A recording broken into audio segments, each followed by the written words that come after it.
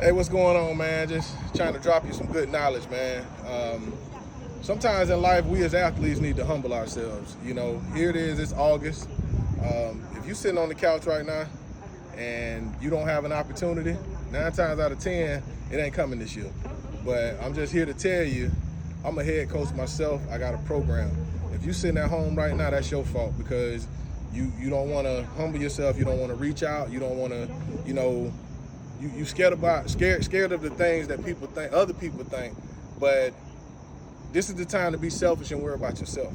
You know what I'm saying? Because if you at home right now, you're gonna be at home when kickoff start later on at the end of this month. So get off your high horse, be humble yourself. No matter what you did, this is a chance. Opportunity is knocking, so just let me in the door and answer the door. But the opportunity is yours. So you either gonna let this boat sail, let this plane take off, or let this car leave you standing on the outside, or you gonna, humble yourself and make that call. Opportunity is yours. That's real, Coach. That's some FLAWDA love right there.